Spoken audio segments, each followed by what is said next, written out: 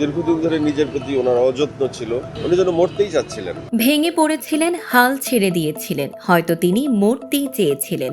ঠিক এমনভাবেই সহকর্মী ও বন্ধুর স্মৃতিচারণ করলেন অভিনেতা উপস্থাপক শাহরিয়ার নাজিম জয়।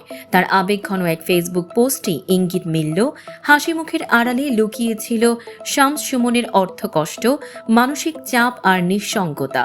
ফেসবুকে দেওয়া সেই দীর্ঘ পোস্টে জয় লিখেছেন, মাত্র এক সপ্তাহ আগেই তারা একসঙ্গে ইফতার করেছিলেন। দীর্ঘদিনের সেই বন্ধুত্বের স্মৃতি মনে করে জয় জানান, শেষ 2 মাসে সুমনের জীবনের নানা দিক নিয়ে তাদের অনেক কথা হয়েছিল। জয়ের লেখায় উঠে এসেছে, জীবনের শেষ সময়ে তীব্র অর্থকষ্ট ও মানসিক যন্ত্রণার মধ্য দিয়েই দিন কাটছিল এই অভিনেতার। তবুও নিজের কষ্ট খুব বেশি প্রকাশ করতেন না তিনি।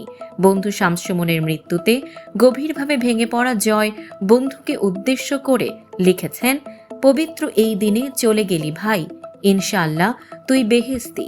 একজন শিল্পীর জীবনের শেষ অধ্যায়ের এই নিঃশব্দ লড়াই যেন আবারও মনে করিয়ে দিল, পর্দার আলো নিভে গেলে অনেক গল্পই অন্ধকারে থেকে যায়। মঙ্গলবার সন্ধ্যা 6:43 একটি বেসরকারি হাসপাতালে শেষ নিঃশ্বাস ত্যাগ করেন 90 দশকের জনপ্রিয় এই অভিনেতা।